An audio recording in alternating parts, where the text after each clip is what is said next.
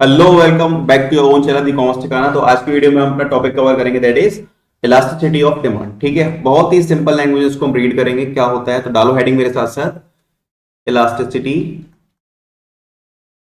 Of demand. ठीक है, अब बच्चों इलास्टिसिटी ऑफ डिमांड को हम रिप्रेजेंट करते हैं। रिप्रेजेंट कैसे करते हैं? इसको हम capital E and small D, इसको हम ऐसे रिप्रेजेंट करते हैं। इसका मतलब होता है इलास्टिसिटी ऑफ डिमांड, ईडी। ठीक है, अब इसकी डेफिनेशन लिखो। Elasticity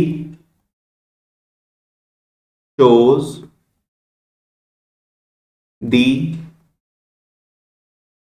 degree of responsiveness of change in quantity due to change in। अब तीन बातें हैं। First is price elasticity of demand. ठीक है, सेकंड है क्या? Income elasticity of demand. Third one is cross elasticity of demand. ठीक है, अब ध्यान से देखना। अब ये जो लिखा हुआ है ना, प्राइस इलास्टिसिटी ऑफ डिमांड, ये मेजरमेंट कब होता है? जब हमारा चेंज इन प्राइस हो। ठीक है, जब हमारा चेंज इन प्राइस होता है तब हम कैलकुलेट करते हैं क्या? Price elasticity of demand. जब हमारी इनकम चेंज होती है तब हम क्या कैलकुलेट करेंगे? Income elasticity of demand, change in income. Next one is cross elasticity of demand. ये हम कैलकुलेट कब करेंगे? Change in price of related goods. ठीक है, ओके। अब बच्चों ध्यान से देखना, ये दोनों चीजें तुम्हारे सिलेबस में नहीं है। ये दोनों चीजें तुम्हारे सिलेबस का पार्ट नहीं है। क्लास 11 के अंदर हमको केवल प्राइस इलास्टिसिटी ऑफ डिमांड पढ़ना है। ठीक है, अब ठीक है भैया, इतना हमें समझ में आ गया, कोई दिक्कत नहीं। बट अब ये बताओ इलास्टिसिटी ऑफ डिमांड क्या होता है? तो ध्यान से देखना, मैं लिख रहा हूं एकदम सिंपल लैंग्वेज में। प्राइस के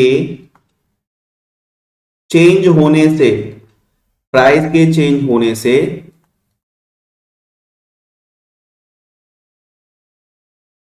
डिमांड में कितना चेंज आएगा या आया। ठीक है, प्राइस के चेंज होने से डिमांड में कितना चेंज आया, इसको जो हम मेजरमेंट करते हैं ना, उसको हम क्या बोलते हैं? Called elasticity of demand. ठीक है, सिंपल।